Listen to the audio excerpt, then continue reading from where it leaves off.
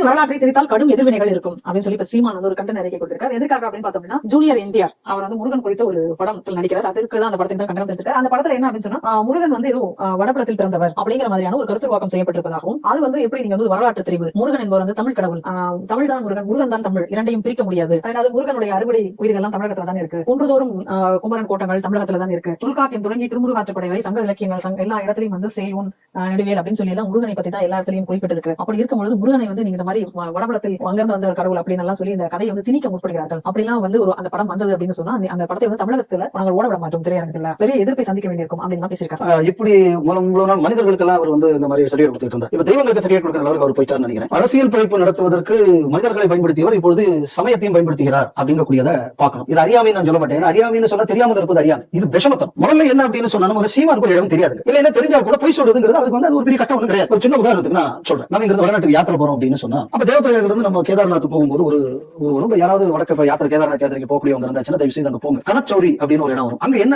விசேஷம் அப்படின்னு பார்த்தாச்சுன்னா, அங்க ஒரு முருகன் கோயில். அந்த முருகன் கோயில என்ன சொல்றாங்கன்னா, அந்த இடத்துல தான் அந்த ஞானப்பழத்திற்கான அந்த பிரச்சனை வந்தது. அங்க இருந்து கோச்சிக்கிட்டு முருகப்பெருமான் தெற்கே நோக்கி வந்து விட்டார் அப்படின்னு அந்த கனச்சௌரி கோயில போயாச்சுன்னா நமக்கு வந்து அந்த கோவில கூட வரலாற்றை சொல்வார்கள். அப்படின்னு சொன்னா அந்த கோவில இருக்கக்கூடிய முருகன் வேற யாரு, இவங்க வேற ஏதோ ஒருத்தர். அடுத்து நேரே ஹிமாச்சல் பிரதேஷ் போங்க. அங்க போனீங்கன்னா குப்கீர் ஒரு கிராமம் இருக்கு. அந்த கிராமத்துக்கு போயாச்சுன்னா அங்க ஒரு முருகன் கோயில் இருக்கு. அவங்க என்ன சொல்றாங்க அப்படின்னா, தாரகாசுரனை இந்த இடத்தில் வைத்துதான் சுப்பிரமணிய சுவாமி வதம் செய்தார் அப்படின்னு சொல்லி அங்க ஒரு குறிப்பு இருக்கு. இந்த கிரௌஞ்சமலையை பத்தின பல குறிப்புகள் அருணகிரிநாதர் பாட்டுல வருது. நக்கீரர் பாடல்கள்ல கூட இந்த கிரௌஞ்சமலையை பத்தி வருகிறது. அரக்கர்கள் வந்து கிரௌஞ்சமலையாக போய் அவங்க ஒளிஞ்சுக்கிட்டாங்க, அதை வந்து முருகன் தன் வேல் கொண்டு அதை வீழ்த்தினார் அப்படின்னு சொல்லி வருது. இந்த கிரௌஞ்சமலை எங்க இருக்கு அப்படின்னு பார்த்தாச்சுன்னா, அந்த கோயில் வந்து பெல்லாரி கிட்ட கர்நாடகால இருக்கு. அதை சாளுக்கிய மன்னர்கள் கூட 8ஆம் நூற்றாண்டு கட்டின ஒரு கோயில் கூட அந்த பெல்லாரியில இருக்கு. இன்னும் சொல்ல போயாச்சு அப்படின்னு சொன்னா, இங்கேதான் இவருக்கு சொந்தம், இவருக்கு முன்னாடி எதுவும் இல்ல அப்படிங்கிறாரு. வேடிக்கை என்ன அப்படின்னா, இப்போ குருட்சேத்திரம் போறோம். குருட்சேத்திரத்துல இருந்து ஒரு 23 கிலோமீட்டர் தள்ளி பெகோவா அப்படின்னு ஒரு இடம். இந்த பெகோவாங்கக்கூடிய இடத்துல நீங்க பாத்தீங்கன்னா, முன்னாடி சரஸ்வதி நதி ஓடிய அந்த நதியின் கரை, அங்க ஒரு முருகன் கோயில் இருக்கு. அந்த கோயில்ல நீங்க என்ன விசேஷம் அப்படின்னு பார்த்தாச்சுன்னா, அந்த போர் எல்லாம் முடிந்து தர்மபுத்திரனின் ஆணைப்படி 2 அணையா விளக்குகள் அங்கே ஏற்றப்பட்டு அது இன்னும் எரிந்து கொண்டிருக்கின்றன ஒரு ஐதீகம். இந்த பெகோவாங்கக்கூடிய ஒரு குருட்சேத்திரத்துக்கு இருந்து ஒரு 20 கிலோமீட்டர் கிட்ட தூரத்துல இருக்கு. அப்ப அங்க அப்படி ஒரு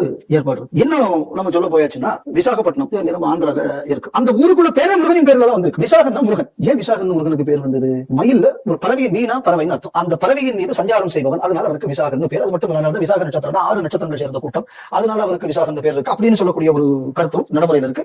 இன்னும் பார்த்தாச்சுன்னா, 2500 ஆண்டுகளுக்கு முன்னாடி அந்த கடலுக்குள்ள போன விசாகேஸ்வரர் கோயில் ஒன்று இன்னைக்கு விசாகப்பட்டினம் இருக்கு. அது கடல்ல இருந்து பார்த்தா தெரியும், தண்ணியில இருக்கும்.